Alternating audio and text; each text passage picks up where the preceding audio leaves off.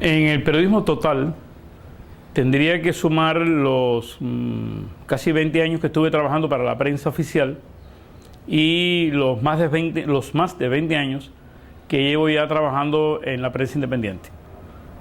Serían más de 40 años llevo trabajando como periodista y he cumplido 64 hace pocos días. Realmente yo no tomé esa decisión, esa decisión la tomaron ellos y ocurrió en diciembre del año 1988. Yo debo regresar un poco antes a la historia, ¿no? Yo trabajé 14 años en una revista que se llamaba Revista Cuba Internacional, que es una de esas revistas que se hacían en todos los países socialistas con la intención de proyectar una imagen edulcorada de la ciudad, de la realidad. Polonia, Bulgaria, todos tenían una revista de ese tipo y se intercambiaban entre esos países esta revista. La revista Cuba Internacional se hacía en español, en inglés y en ruso. En ruso tenía 85.000 ejemplares que se distribuían por allá. Y ese era mi trabajo, me pagaban por dorar la píldora, por edulcorar la realidad. Ya en el año 87 estaba ocurriendo la perestroika y la glasnost en la Unión Soviética y un grupo de personas aquí tuvimos la ilusión de que quizás esos cambios, esa renovación del socialismo sería posible en Cuba también. Y me di cuenta que el periodismo podía ser un lugar especial para eso, pero no la revista donde yo estaba trabajando, que se dedicaba a hacer prácticamente postales turísticas. Por eso me cambié a un periódico nacional que se llama Juventud Rebelde, que es el segundo periódico de toda Cuba. El primero es el Granma, que es el órgano oficial del Partido Comunista, ¿no?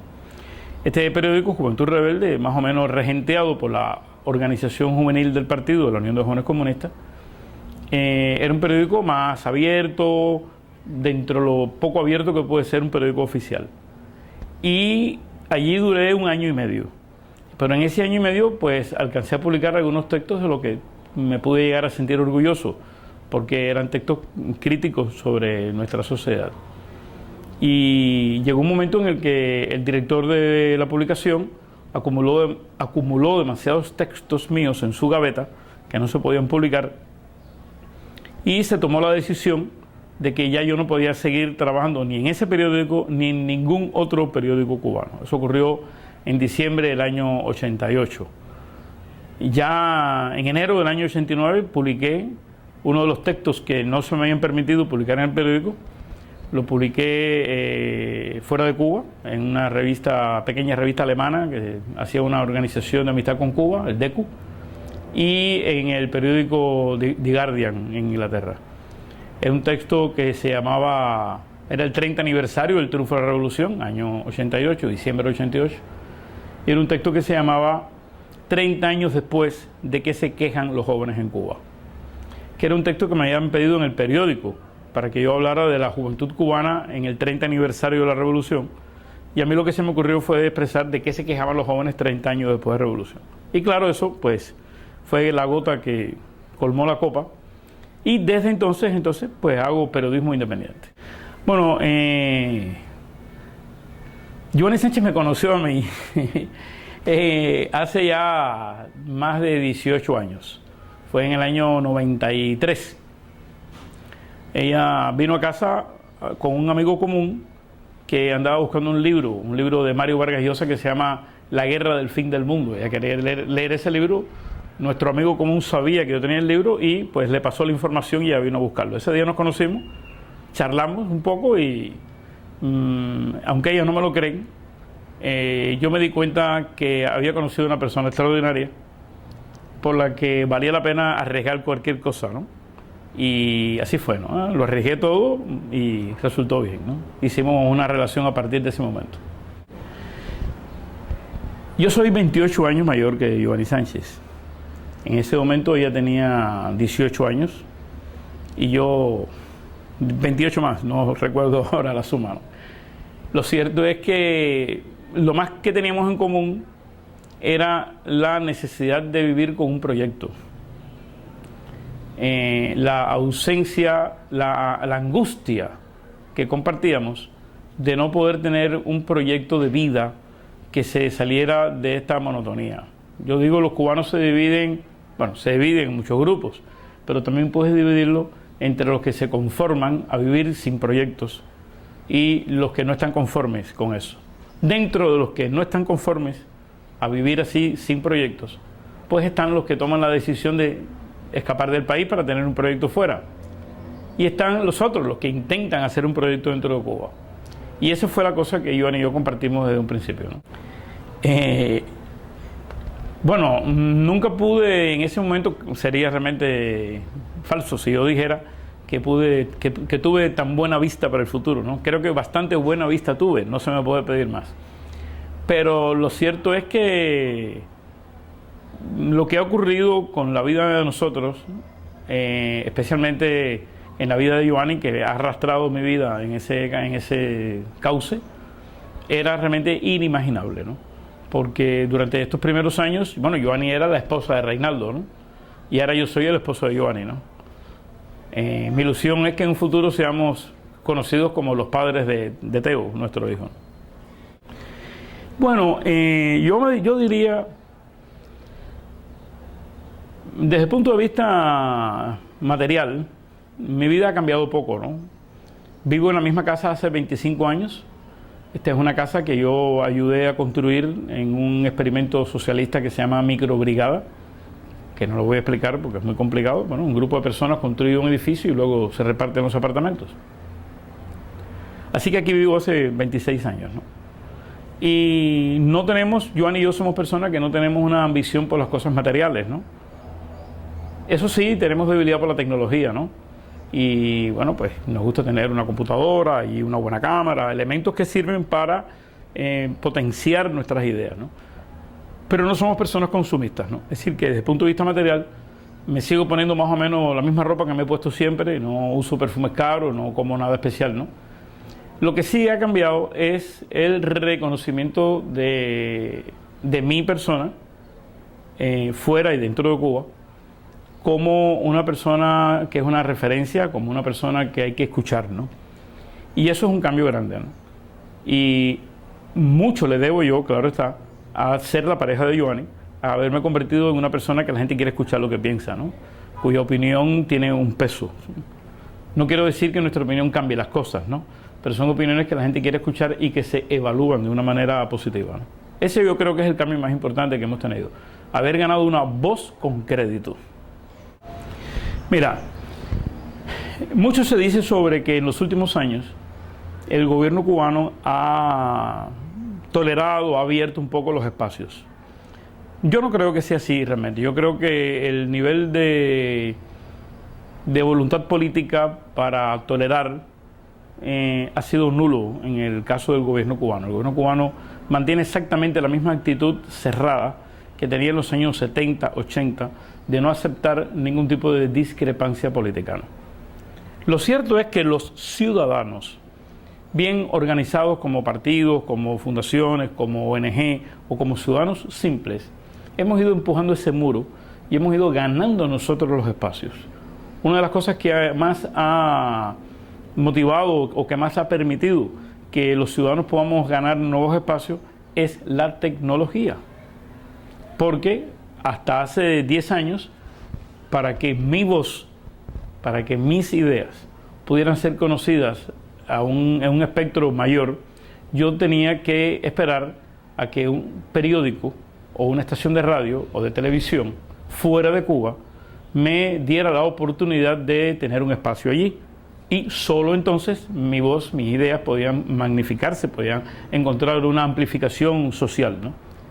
A partir de que existe una herramienta que se llama Internet, pues ya yo no necesito ni que la CNN, ni que la BBC, ni que la agencia Reuters, ni la France Press me hagan una entrevista o me permitan publicar un texto.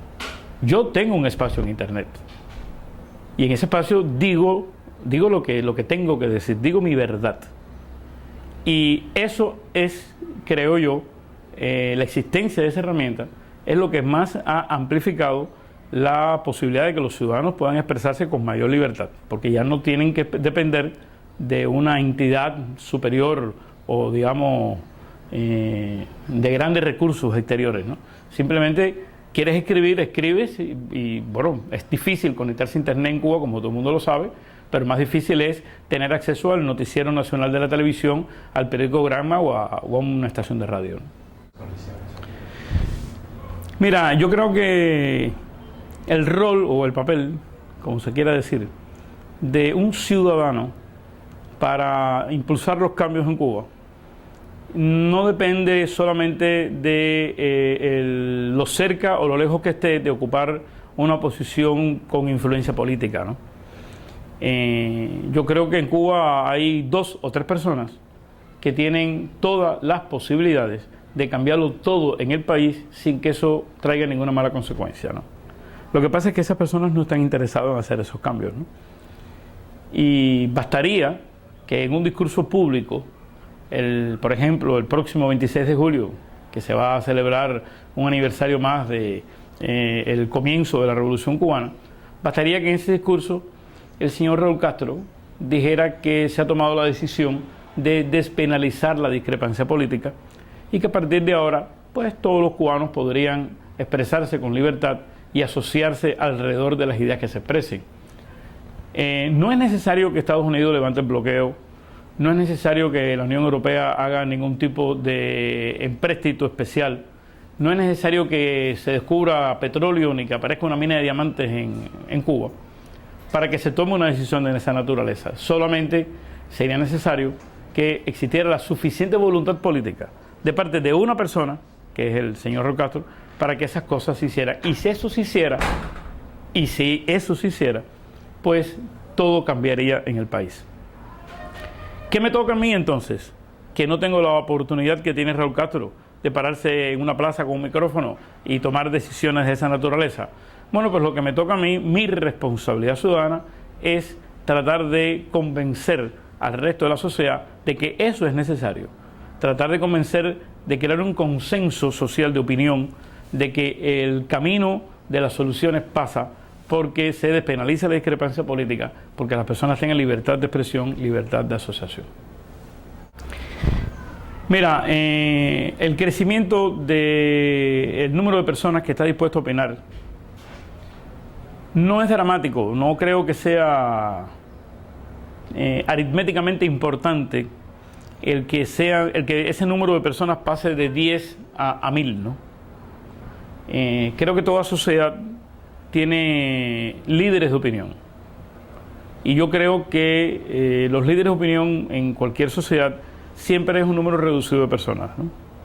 Hay personas que se expresan y hay personas que escuchan, y en la inmensa mayoría de las sociedades contemporáneas el número de las personas que expresa ideas novedosas siempre es un número reducido, ¿no? Que no necesariamente tiene que aumentar matemáticamente ni exponencialmente para que eso tenga un resultado. Creo que a veces con 2 o 3 nuevas personas que tengan voz en la sociedad es suficiente para que miles y miles de personas escuchen esas nuevas opiniones. Ese es el punto. Lo que más me motiva, esa es una respuesta difícil de encontrar, ¿no? Yo tengo que decirte que prácticamente no tengo motivaciones, ¿no? Porque cuando yo analizo de forma objetiva, o más bien de forma realista, no objetiva, la objetividad es muy difícil. Cuando yo analizo la situación de mi país de la forma más realista posible, mi pronóstico es muy pesimista, ¿no? Sin ánimo de teorizar sobre el asunto, porque no creo que yo sea un especialista en cambios sociales, más bien soy un especialista en no cambios. Yo diría que las posibilidades de que las cosas cambien en Cuba, en la dirección, en la profundidad y a la velocidad que deberían de cambiar para que esos cambios sean favorables al desarrollo y a la evolución de la nación cubana, tienen que pasar cosas como las siguientes. Tendría que, en primer lugar, haber una toma de decisión de parte de los gobernantes cubanos para que esos cambios se hagan de manera pacífica y consensuada en la sociedad. Esa sería la mejor. Creo que fue Pedro, no sé, uno de los apóstoles de Cristo, que era un perseguidor de cristianos y se cayó del caballo, ¿no? Y de pronto se convirtió en un seguidor de Cristo, ¿no? No sé de qué caballo tendría que caerse quién, ¿no? Pero podrían ocurrir esos milagros, ¿no? Que un buen día, en la mañana, después del desayuno, alguien diga, bueno, vamos a cambiar las cosas, ¿no? Eso sería algo de carácter casi milagroso, pero sería realmente lo mejor para todos. Pero si eso no ocurre, entonces las variables que quedan, ¿cuáles son?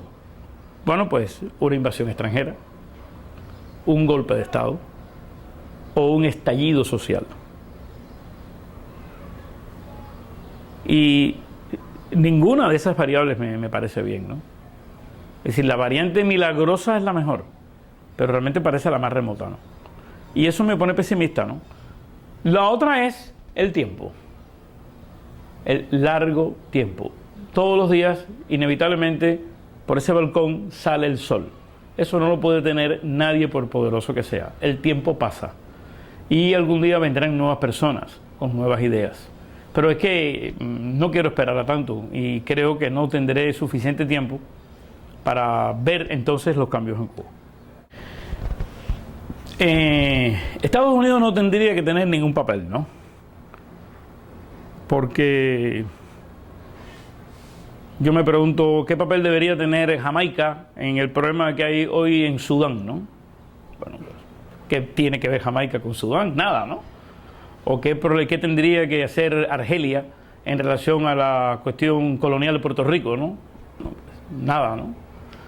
Es decir, un país, sea cual sea, no tiene que inmiscuirse en los problemas de otro país, sea cual sea ese otro país. Eso visto en teoría, ¿no?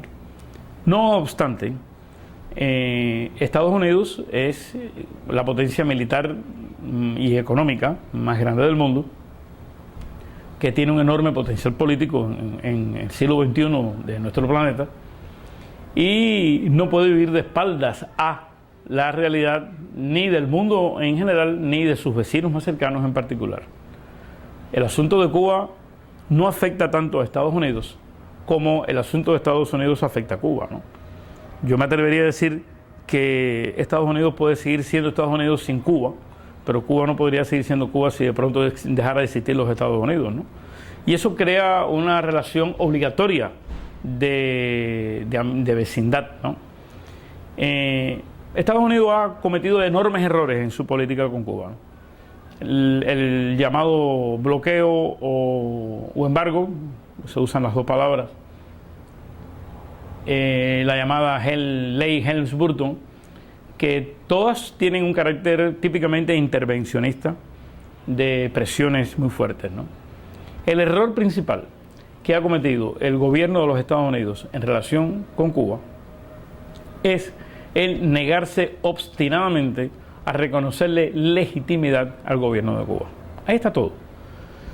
El gobierno de Cuba se ha cansado de decir que está en disposición de dialogar con Estados Unidos en igualdad de condiciones.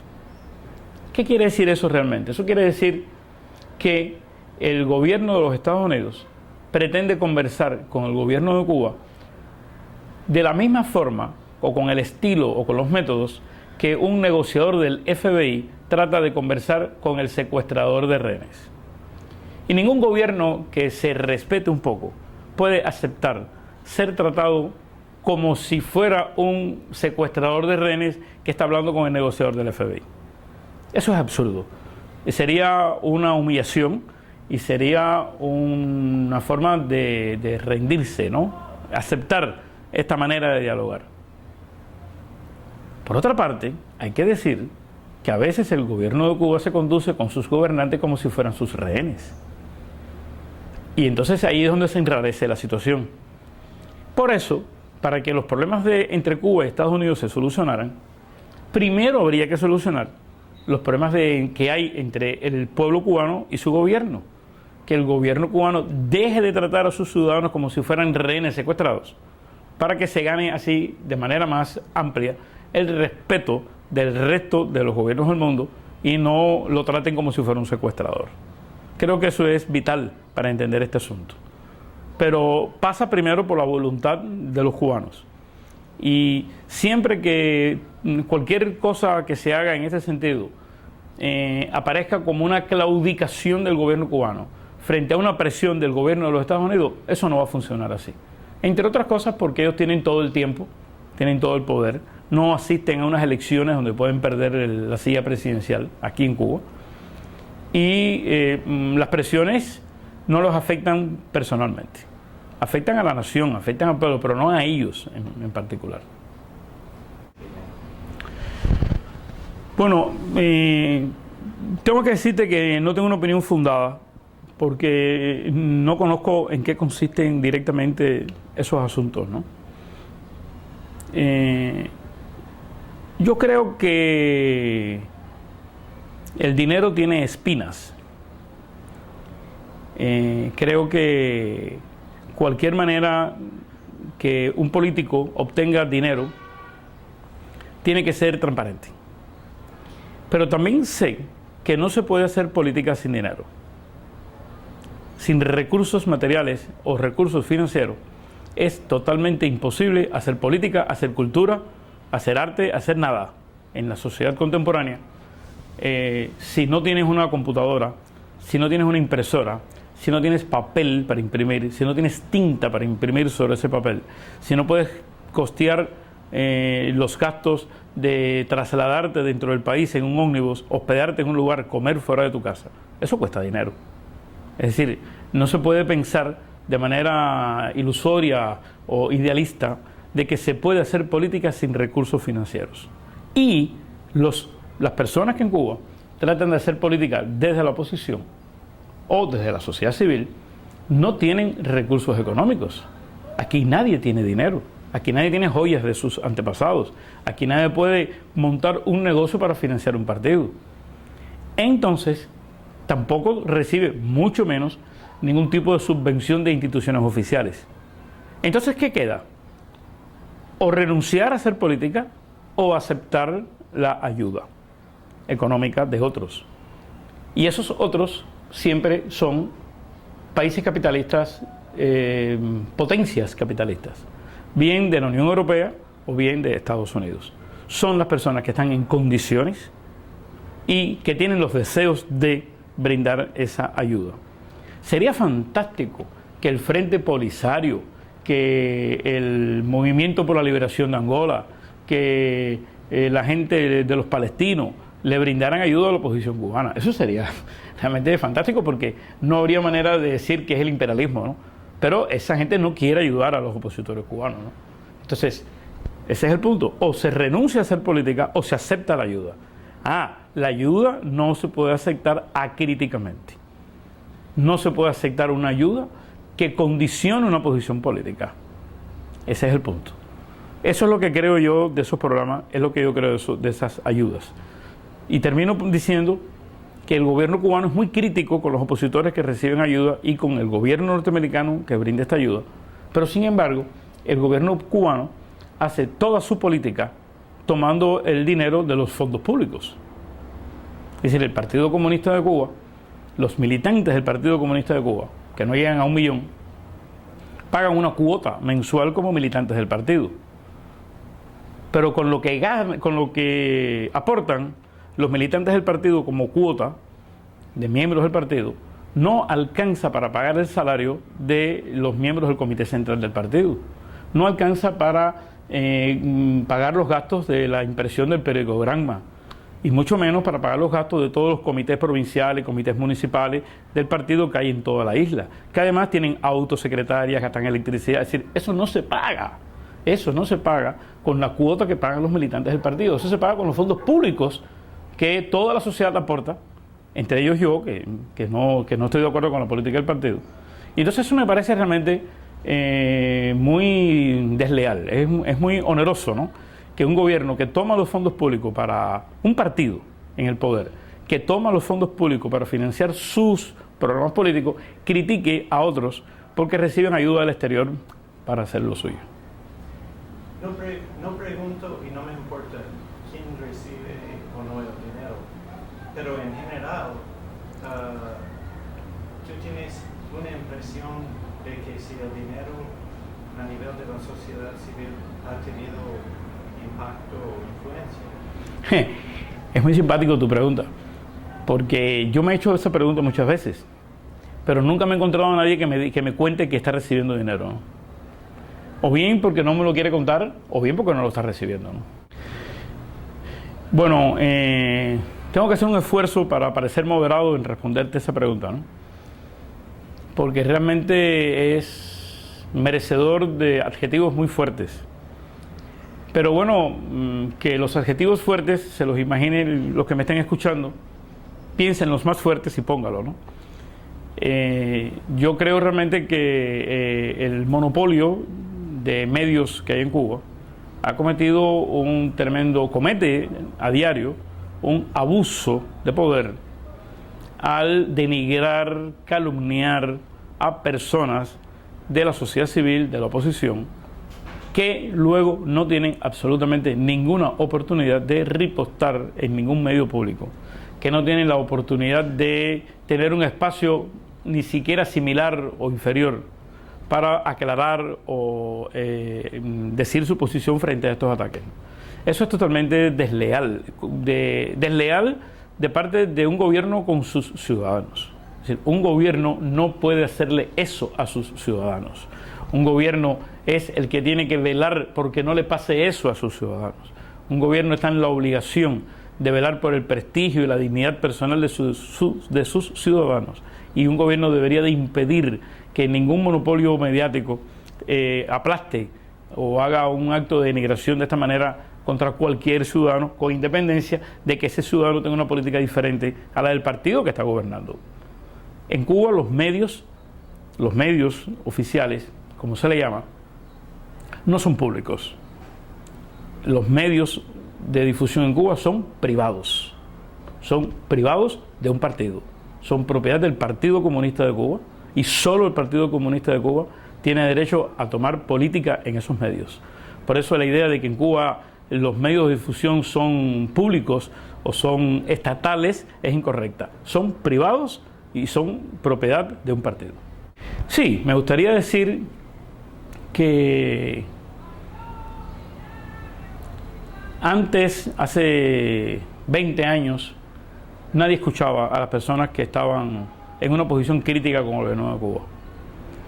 Y de la misma manera que dentro de Cuba los ciudadanos hemos alcanzado este espacio de empezar a decir lo que pensamos, creo que en esa misma medida se ha ido abriendo un espacio dentro de personas decentes, de personas progresistas, de personas de izquierda, que han empezado a darse cuenta de que esto aquí no es lo que ellos pensaban, que la propaganda ha exagerado, que la propaganda ha creado una atmósfera falsa sobre el país y que es necesario oír a todo el mundo. Creo que eso es importante y de alguna manera creo que esta entrevista que tú haces y que podrá ser conocida por personas fuera de mi país puede contribuir también a un conocimiento no mejor, sino simplemente más amplio de nuestra realidad.